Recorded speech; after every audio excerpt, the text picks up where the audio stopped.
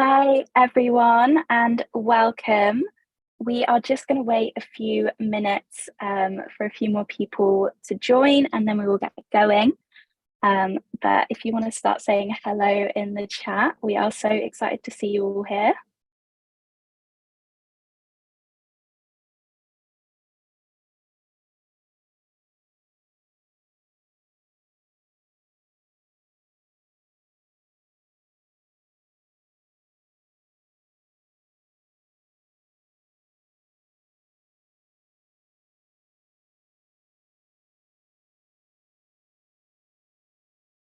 So many hellos coming through. Thank you so much for joining.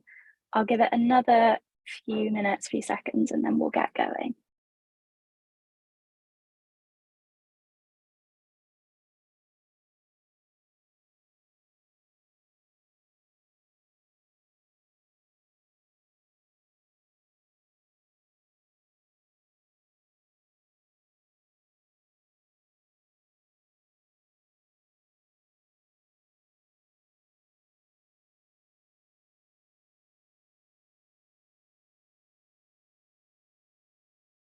Okay, so I am going to get started. Hello and welcome to our webinar all about data storytelling. This webinar is going to be around an hour long, and we are really excited to welcome you all here as we talk about how you can transform your data into engaging pieces. So my name is Annie, and I will be your co-host for today. And we have Mafe here as well, leading the session. We both work in the marketing and content team here at Flourish, and we are super duper excited to have you all here. But first things first, I am just going to have to run through a little bit of housekeeping before we get going in the session. So ask any questions that you might have in the chat, please. I will be looking at that and making sure they all get answered. And then you can go to our webinar page for any more information about future sessions and links from the webinar and slides and all that jazz. Next, make sure you sign up for the Flourish newsletter to get any emails about our future webinars and content. We've got loads of exciting things coming up, so make sure you sign up so you don't miss out. And we will be sharing the links to the slides and a recording of the webinar by the end of the week, so keep an eye on your inbox for that. You don't have to register for that. That will just be coming out automatically to you. And then finally, please could you share your feedback? There is a survey you can fill out after the webinar, and filling it out just really helps us to make sure we are making the webinars just right for you guys, and we really appreciate any feedback that we get. Okay, so now I'm going to hand it back over to Mafe to get started on telling you all about how you can tell engaging data stories. Thank you so much, Annie. Welcome everybody to today's webinar on data storytelling, how to transform your data into engaging pieces. As Annie said, my name is Mafe, and I will be your host for today. Sorry, I just have my presenter view, so I need to take care of a few bits here. In today's session, this may look like a short outline, but it's going to be jam-packed, and you're going to get, believe me, a lot of tips on how to get started with data storytelling. We're going to talk about why data storytelling matters. Then I'm going to be showing you how to get started with data storytelling. Specifically, I have prepared a little starter kit to help you initiate with this. And then I'm going to share some extra magic on how you can bring your charts to the next level. And last but not least, some help and resources on how you can continue this practice and make it sustainable for you as well. So without further ado, let's start with a question. And the question is, what do we mean when we say data storytelling? Well, in a nutshell, it simply means to bring numbers to life by building a narrative around them and using tools like charts to showcase the insights of your data. It really is that simple. So it is the process of going from a spreadsheet or a bundle of numbers into perhaps something like this. So a first chart, a little iteration of what your data can look like, some of the trends, some of the patterns inside it. And last but not least, a clear chart with insights and a guide for your readers to actually take a look at the data that you're trying to showcase and a clear message to transmit. So now that we all know what data storytelling actually is, I guess the question is, why does it matter? So why are we spending a full hour today going into data storytelling? Why is it important? Now, the reasons to do data storytelling are two sides of the same coin. First is that we are surrounded by data, and the second is that charts are actually proven to have a big impact. So let's unpack that, shall we? When I say that we're surrounded by data, I mean that working with data, it's no longer optional. Data is absolutely everywhere, and knowing how to correctly communicate the insights of your data is going to be a key skill in today's job markets in the future, and it's going to be a very powerful skill to have.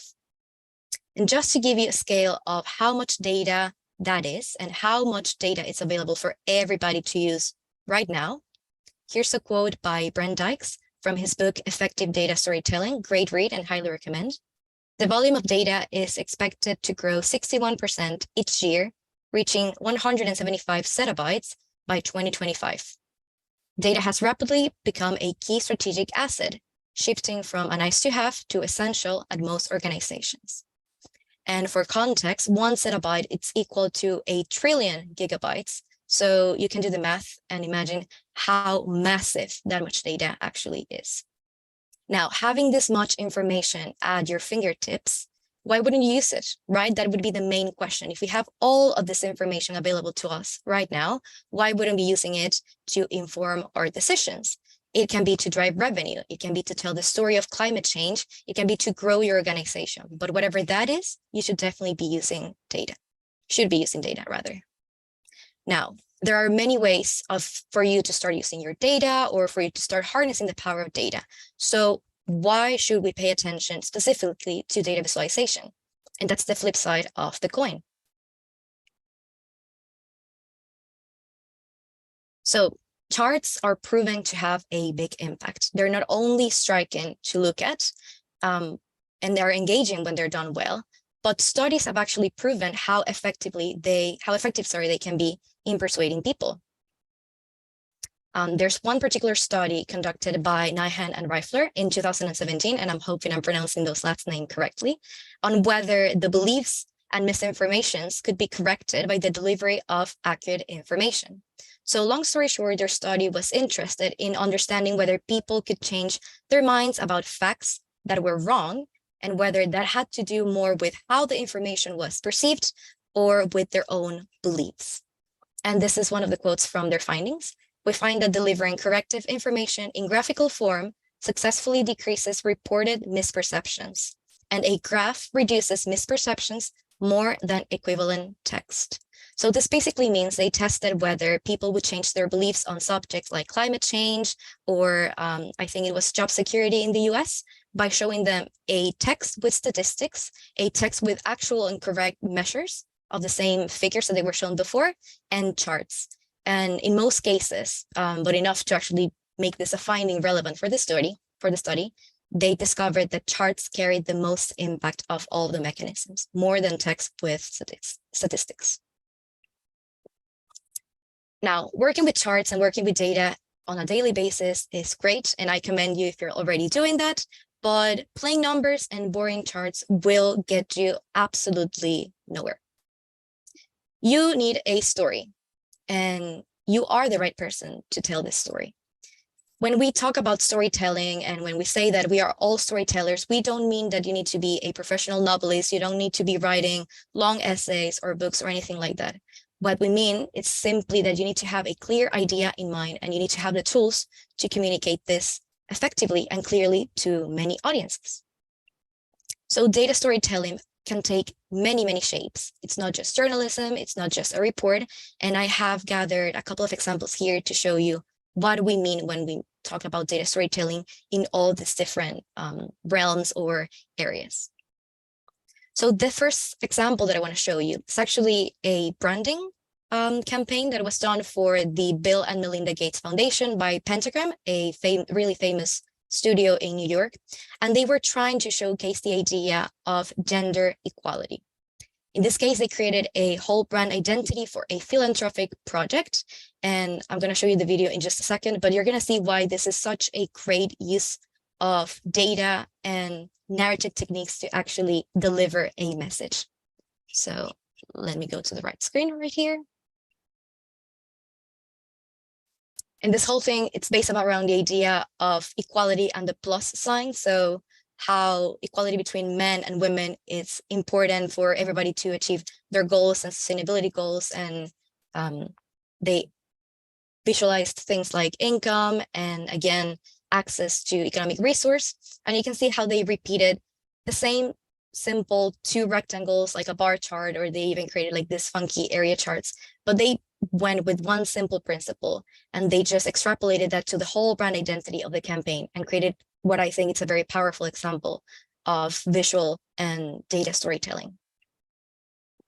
Now, another example in a completely different field is the 2021 IPCC report, which included great charts showcasing evidence around climate change. And I specifically focus on the 2021 one because personally, I believe that it had one of the best collections of charts, but also charts that were very dense and information packed, but easily digestible by big audiences. I think everybody can understand, for instance, in here, how we are zooming in from all these observed temperature changes into the last couple of centuries, and then how we are seeing the trajectory that climate change has taken due to human action compared to only natural factors.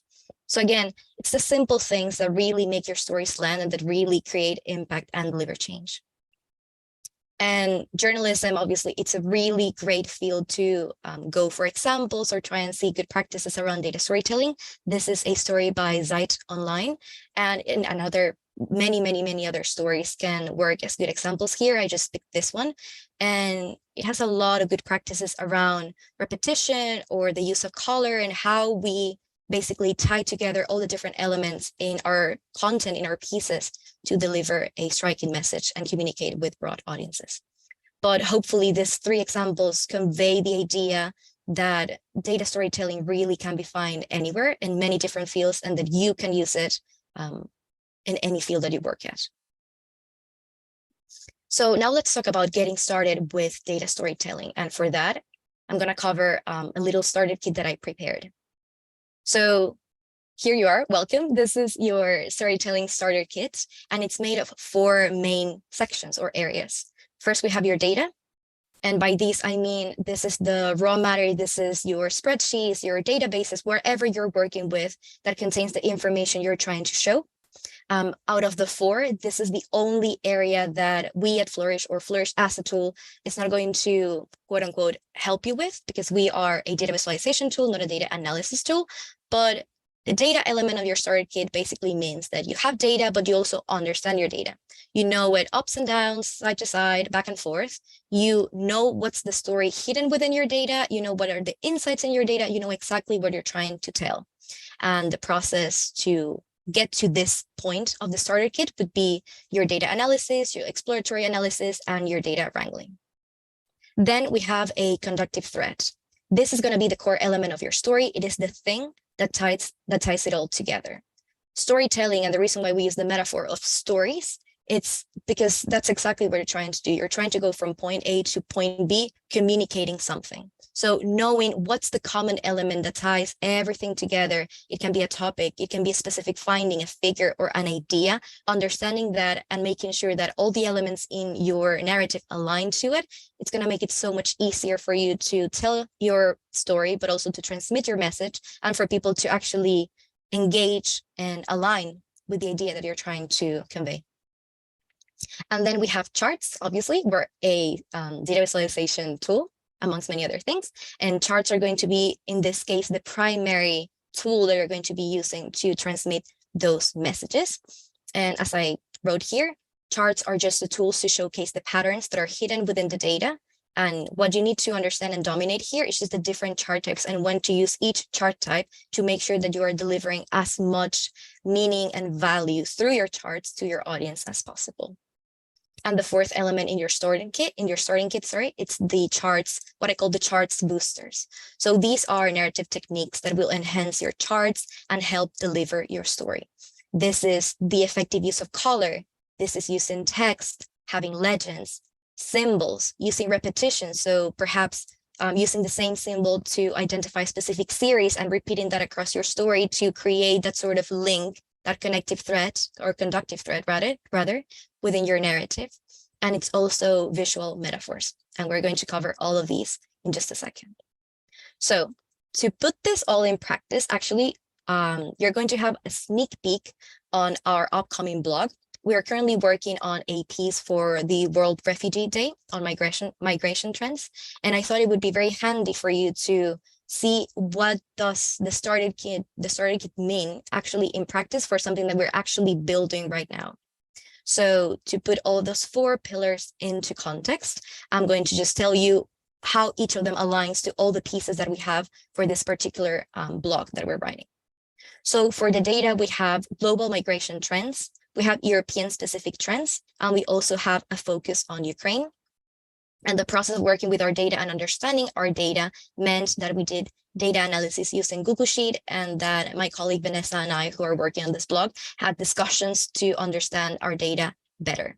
And once we saw the trends and once we got the insights, then we were able to go and find that conductive thread that we wanted the blog to be guided by, so to speak. In this case, the conductive thread is the migration trends for the past year, and the focus is what is new and what has changed. And we have a specific angle, which is we are going from wider trends into a regional focus. Then for the charts, we have a wide selection of charts, but we focus primarily on line charts because we have a lot of change over time data. We have maps to highlight the location, scatter plots to do some correlation, multi-series charts for comparisons, and Sankey's for flow. And as for the charts boosters, we are graying out the noise. I'm going to explain what that means in a second, but that's basically, we're highlighting only the series that we care to show. We're focusing on what we think people are going to be most interested in, or rather, what are the trends that are most interesting or striking in comparison with other years. We're doing some color highlights, adding meaning to specific colors and hues to enhance the story, while also adding annotations, etc. And now I'm going to break down each of the sections so you understand what this means a little bit better. As I said, I'm not going to show you anything about the data because that it's kind of like the behind the scenes process of the charts, but I'm going to move on to the conductive thread. So in this case, the most important thing that you need to keep in mind when you're working or when you're in the phase of finding your conductive thread is how do you tie everything together? And in this case, we just took a very normal traditional approach of going from general trends, so from the big view of world trends over time, and then we split up into 2 specific trends in Europe for a local audience. And that's what the diagram right here is showing. So we go from the broader perspective of our data, migration trends over time. We decided to focus specifically on Europe, and then we have a spotlight on Ukraine because it is timely, because of the Russian invasion. And then we have another spotlight on arrivals in Europe and the UK by boat, because that's topical, and also it's very particular to the region that we are located in. A few things to keep in mind. Splitting your content makes it easier to cover. So having this structure of going from general to specific spotlights makes the piece flow better. It's easier for people to understand the different parts of the piece when they are clearly segmented. And it's easier as well when you're working on the charts because it allows you to sort of take them apart and focus on smaller chunks of data at a time. And that certainly makes the whole process of telling a story much easier. What I mean by local advantage is that we are both living in Europe. We knew the European trends a bit more than, for instance, the trends in North America or in South America. So we decided to spin the angle towards that area so we could take advantage of our knowledge and then tell a story better. And that's absolutely fine. You might not be able to do this on every occasion, on every story or process that you're working with, but playing it to your advantage and to the skills that you already have, it's always a good idea. And then the overall intention is that this blog is about quick findings and highlights. It is not in-depth. So cherry picking and choosing specific things to highlight was not an issue for us. It might be an issue for some of you depending on what you're working on, but generally it's not a problem if you're suddenly finding yourself deciding to choose specific things, or rather select what you're focusing on and what you need to leave aside, maybe for another time, maybe for another project. Now, the third element of our starter kit was charts and how to choose the right one. At Flourish, we've done multiple sessions on how to do this, but I figured that for the sake of storytelling, I was going to do a little bit of a recap and show you examples on how we ended up choosing specific chart types for this blog that we're working on. But first, the steps on, or the considerations you need to take when you're choosing a chart for your data are the following. The first, that you need to select a specific aspect of your data for your chart. One chart cannot cover everything. We wish, but it can't. So we really need to make sure that we have a clear message and a clear objective with our chart, and that is going to make everything easier. So once we understand what is that particular insight that we're trying to show with the chart, we need to know exactly what kind of data is that. Is it showing change over time? Is it showing flow? Is it showing correlation? And once we are clear on that, we would be able to then follow the rule of form follows function, which means that the use and the objective of the chart, it's going to determine the type of chart that I'm going to be using. And for that, the Financial Times Visual Vocabulary, it's a wonderful resource. It has many chart types divided specifically by use and by the type of data that they are based on. And it will help you to understand which charts you can use in the future or for your data specifically. And there's a link to that in the slides and of course in the resources as always.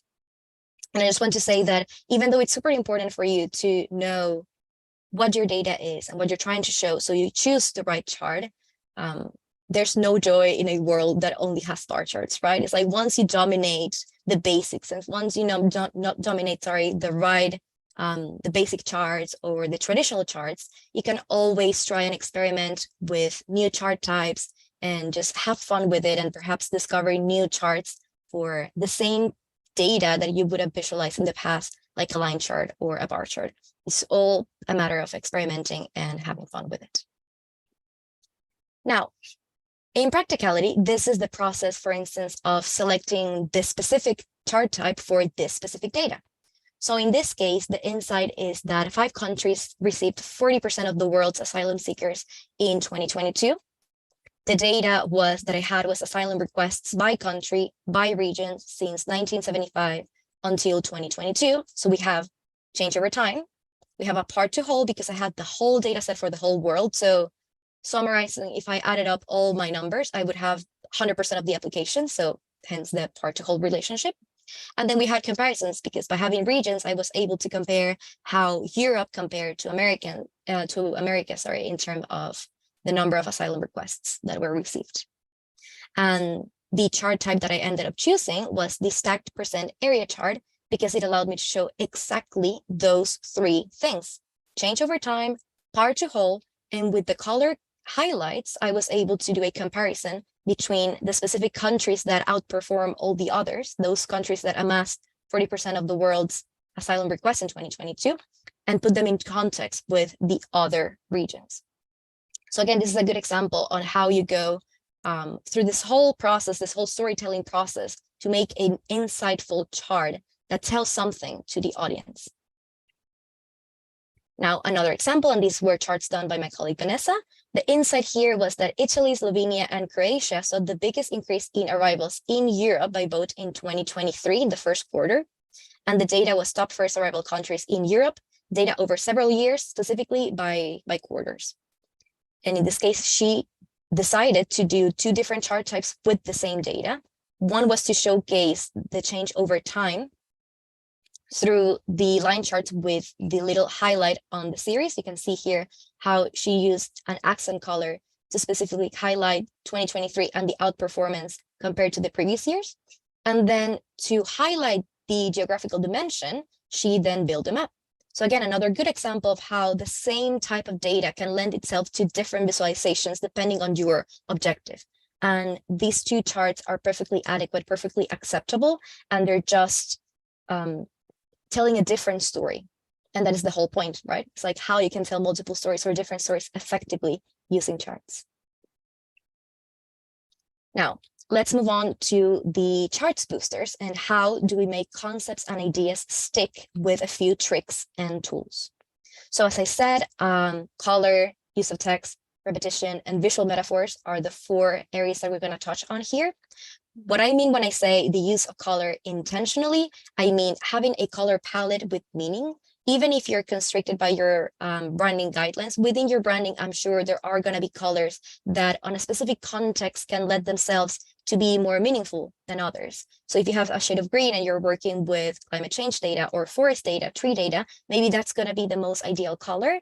Or if you're working perhaps with the notion of danger or risk, maybe a shade of red or anything that's more warm can be a really good idea to use that color for that specific chart. Then the highlighting your story, with color. What I mean by this is actually dialing back on the color and only using color when you're trying to specifically give meaning to certain areas of your story that you're interested in the public to understand. And then we have assign color to specific elements, and I put repetition because here what I mean is maybe you assign a particular shade to a specific series and then use that throughout your whole story. And that is a visual cue that your audience is going to pick up, and they're going to subconsciously see it in all the charts. And I'm going to show you an example on this in just a minute. Then we have the use of text as a guide. And this means using the scripted titles, adding legends, adding annotations to your charts, adding footnotes, perhaps with further clarification, or even instructions on how people should read your chart or should consume your chart. And add color to your text elements. So there's a little bit of an overlap there between color and the use of text. This can be using smart legends that highlight the name of the series with a specific color. It can be adding specific blocks of color to your headlines. And these are all things you can do with Flourish. And I have links in the resources to specific tutorials on how-to docs to achieve those results specifically. Then we have repetition. In this case, I mean using the same symbol to refer to the same element in different charts, and the same chart with variations. The same chart with variations means that perhaps we are building a story, or we are literally plotting the same data over and over again with slight variations to highlight different areas of the chart and make it easier for people to see the nuisance and to see what are the changes that we're trying to show them. And last but not least is the use of visual metaphors. If you've never heard of visual metaphors, we are just trying with this type of narrative tool to give new meaning to things that we already know to enhance some area of our charts. And this is all going to make sense in a minute. It's very murky and very abstract when you explain it like this, but I have examples that hopefully are going to make this concept land for you in a second. So an example of using color intentionally on our upcoming blog was this particular scatter plot that Vanessa built. Here, the topic is migrants crossing the channel in small boats. So she was plotting the frequency and when were the migrants crossing, when were people crossing, when were the sightings. And in this particular case, she said that she used blue because she thought it was fitting in terms of crossing the water. And she made the dots more opaque, so they are more in the background. So what she's saying there, what she means by opacity is that these dots are actually quite low in opacity, so they just go into the background. And that's, again, a narrative technique of like trying to drive the user to different areas of the chart at different times and different paces. So if everything was opaque and everything was like super saturated, the user would be very overwhelmed. So by adding a little bit of opacity, we just make sure that everything is more readable and we make it more digestible. And then because the topic is water, she's talking about crossings by boat. The blue was a really good shout because it aligns with the meaning of, or like the idea that we have of water, which we associate with the blue color. It's a very small decision, but it really goes a long way in tying it all together and creating meaningful experiences for our users. People are more likely to remember things because of little details like this. Now, the use of color intentionally, and this is what I mean with assigning a specific shade to a specific series and using that through your story or through your piece to create that sort of dialogue between all the charts and your audience. So as I mentioned, we have a bit of a spotlight on Ukraine, specifically where have Ukrainians asked for asylum in Europe. And for that, I added a special color. I just designated one of the colors in our palette to Ukrainian refugees, and it was this purple. And I not only chose the color because it was quite bright and it was part of our branding colors, but it actually to me, gave me a little bit of a wink to the Ukrainian flag, which is a darker blue with the yellow. So it might just be a little bit symbolic. People don't necessarily have to catch that meaning, but I know that that was the decision behind it.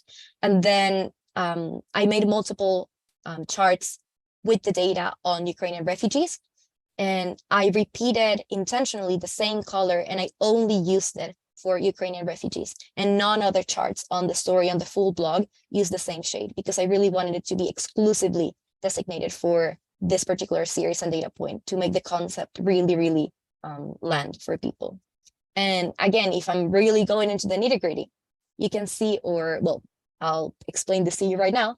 Only the countries where the majority of the refugees or the asylum requests were done by Ukrainians are highlighted with the same shade. So anything that is gray means that it was either, countries that only received applications from other nationalities, or countries where, even though Ukrainians had a big chunk of applications, like for instance, Germany, they were not the majority.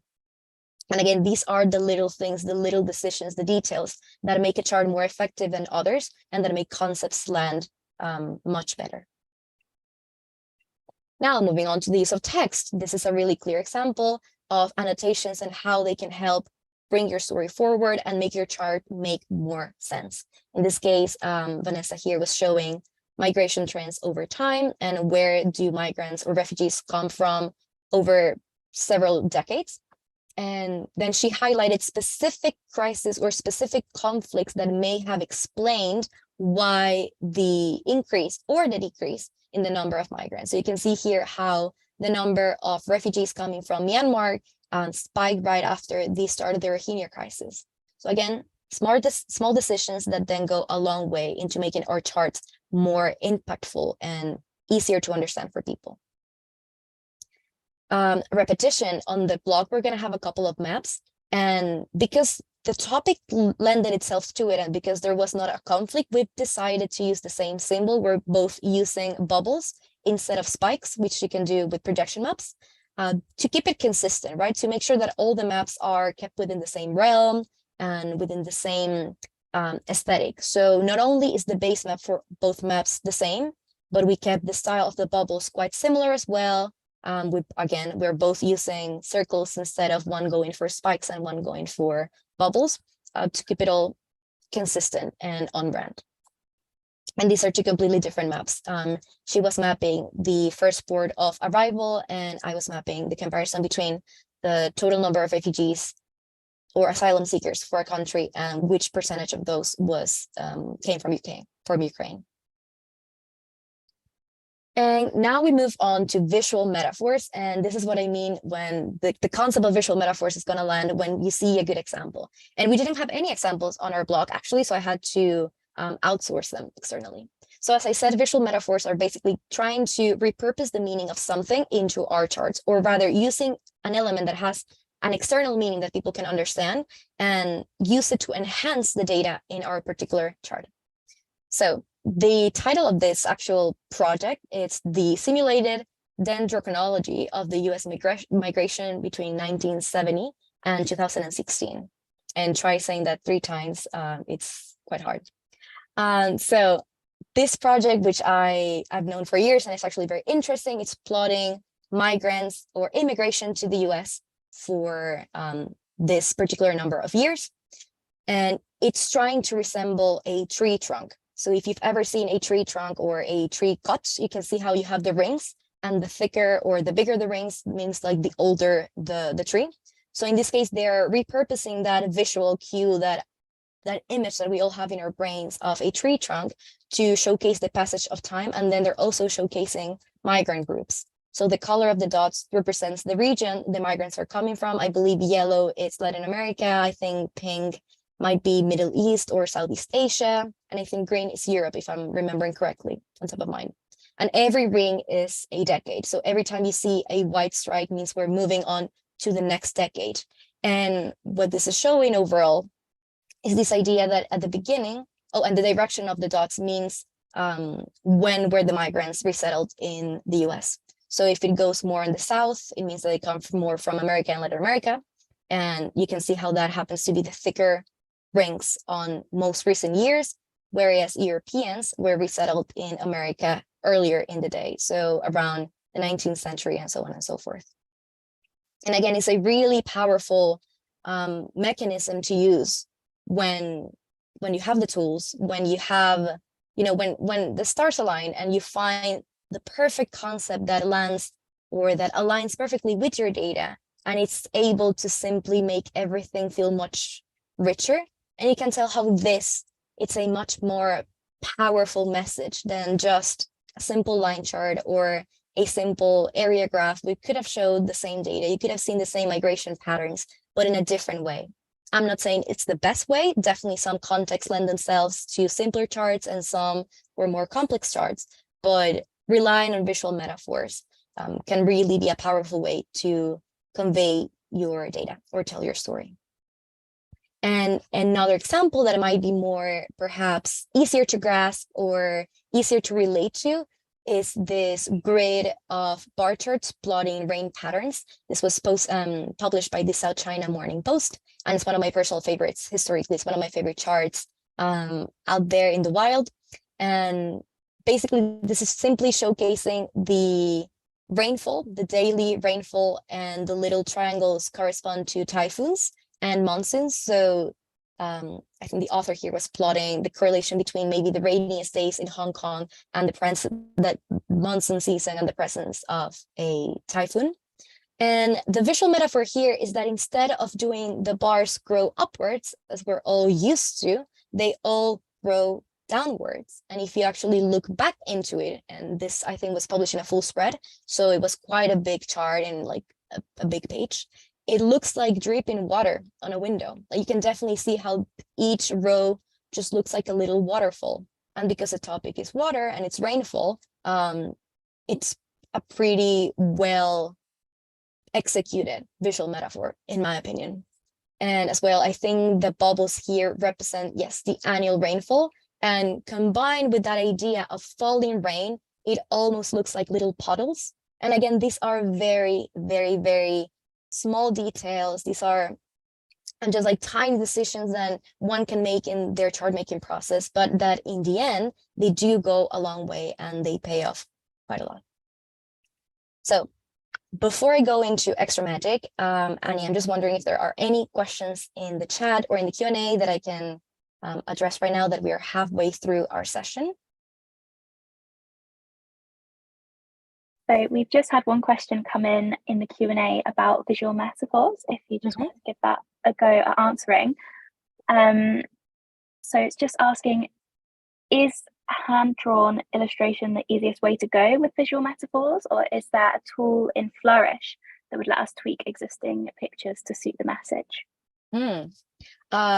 So there's no tool in Flourish that natively is going to provide you with a visual metaphor. Definitely, it's a matter of you have to do the heavy lifting there. You have to be the one assigning that meaning to that specific concept. But I mean, in terms of hand-drawn, I guess illustrations, they can be a really good way of achieving specific maybe style. I wouldn't be so sure as to saying whether they would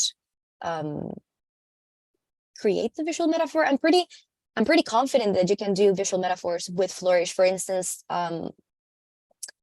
changing opacity, or maybe rethinking a chart that you've done in the past and just kind of like giving it another go and maybe playing around with colors a little bit, or changing the template. So if you're very used to perhaps doing stack charts for part to whole, maybe you can give a go at hierarchy, and working with bubbles or even a tree map can, those little changes and experimentations may enhance the meaning behind your chart. But I think it's very depending on the data and the topic. But I'd say hand-drawn is not the only way to go. And yes, that within Flourish, you were able to achieve the visual metaphors, but I'm not sure if that answered the question. Thank you. And we also have another question just asking about the tools that we have used to create these charts. Yes, sorry, I am dehydrated, so I'm just taking a little bit of a water break there. Everything that you've seen so far and everything that I'm going to be showing for the next slides is done entirely with Flourish. So far, I've not used any particular like tricks or hacks or nothing that is not out there in the open. And there is a premium feature that I'm going to be showing, but it's going to be very clearly labeled. But if it's not labeled otherwise, everything is completely available for you within Flourish right now as it stands. Okay, so let's resume and now let's go into our extra magic. So far I've given you the basics. These are the 4 things that you need to carry with you in your toolbox whenever you are trying to practice data storytelling. But obviously we couldn't leave the session without giving you some tricks to enhance your charts even further. So the first bit of extra magic is filters. And Flourish is really good at this. We have different options for filters. You have drop downs, multi-select, or in this case, just simple buttons. And the good thing about filters is that you can pack much more information within your charts if you rely on a filter to guide the user and make sure that they can choose the different views and understand the data a bit better. In this case, this is an example that is showcasing 2 sets of charts. Sorry, I just have like a little bit of a bar up here. There we go. Yeah. So there we go. So if I click on the first button, increase from 2022, this is going to show me all the countries that saw an increase in the number of migrants arriving to their coasts in the first quarter of the year. But if I go into decrease from 2022, I'm going to see the 5 countries that saw a decrease. So again, instead of showing you perhaps, I don't know, 40 countries with all this data, I'm simply showing you the top 5 and I guess the bottom 5 based on a specific metric. And by using, and this is what I meant about graying out your data, by using our color overrides option within Flourish, which allows you to color a specific series by specific color, you can see the highlight on 2023, which is the point that we're trying to make. And you can see the context grayed out in the background. That is the other years. Another example of extra magic would be time sliders. Time sliders, you can achieve them within different templates. Linebar Pi has them, for instance, and in this case, we're showing them in projection map. And again, it's a really good alternative to change over time when perhaps rather than actually seeing the evolution in time, you want to see, in this case, the evolution, but with a geographical approach. So again, this is the number of migrants arriving to specific countries, like their first port of arrival in the first quarter of every year. And if I click play, there we go.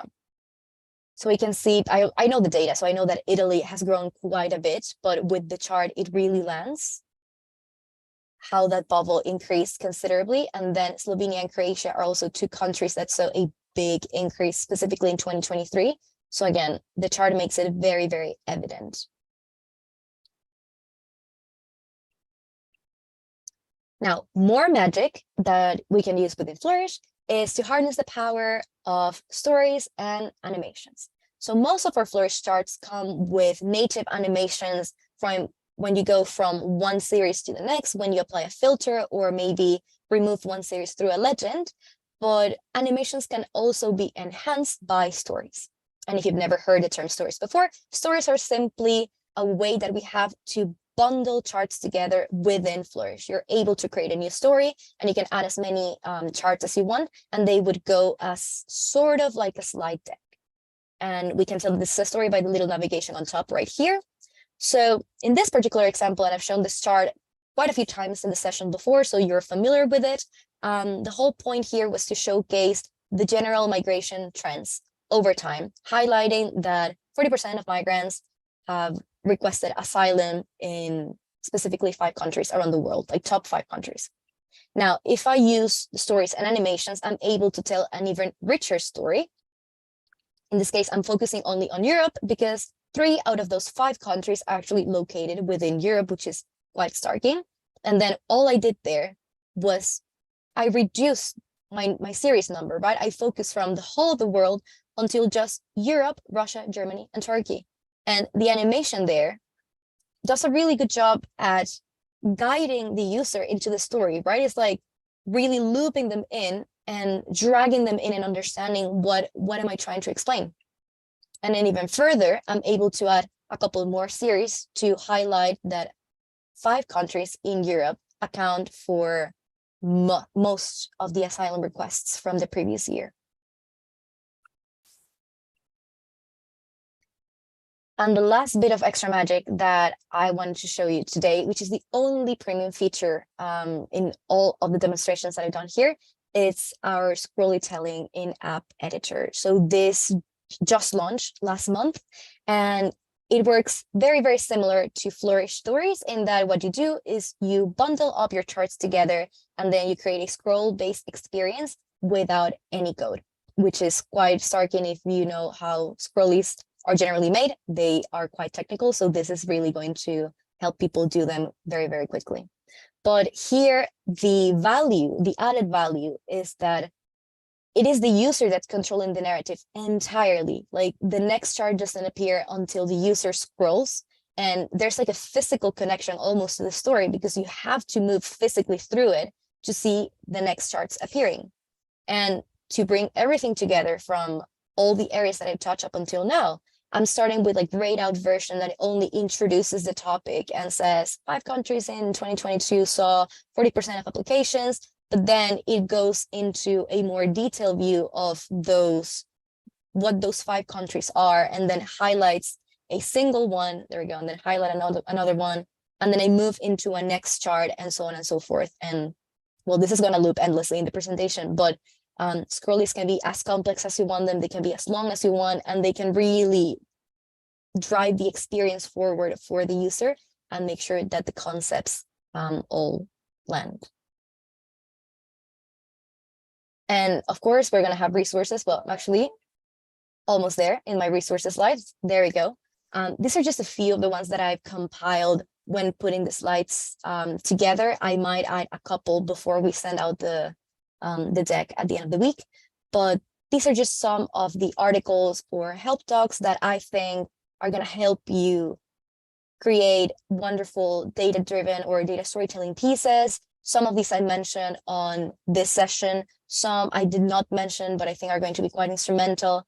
But as always, you can check our help center or training center, previous webinars. We always create our charts thinking about that fundamental idea of data storytelling. So hopefully from all of the training resources and educational resources that we have, you would be able to enhance your concepts of data storytelling even further. And that has been me. Thank you so much. Now I'm passing it on to Annie, who I believe has some announcements. Hello.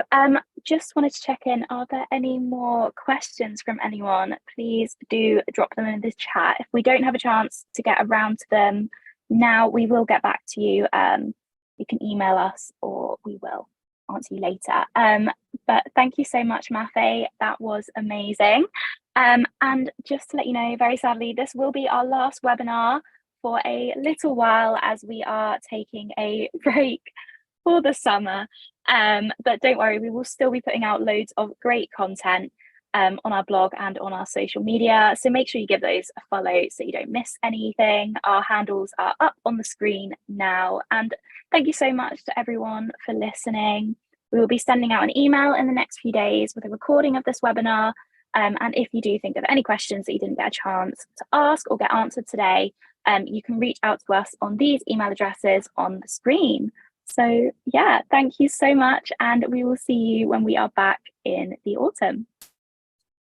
Thank you. I think we do have like, amazing. We have like 8 minutes. So I have a couple of questions here in the Q&A, but maybe let me just open the chat in case.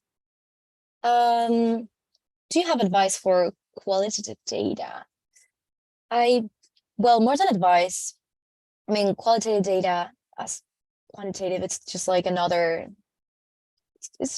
data type, and more than any advice, I think it really matters on what you're really trying to tell. Like, I don't have any specific advice on certain data type over another just because it's very context dependent rather.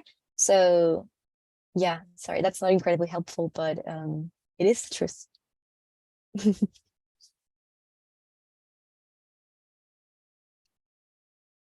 Okay.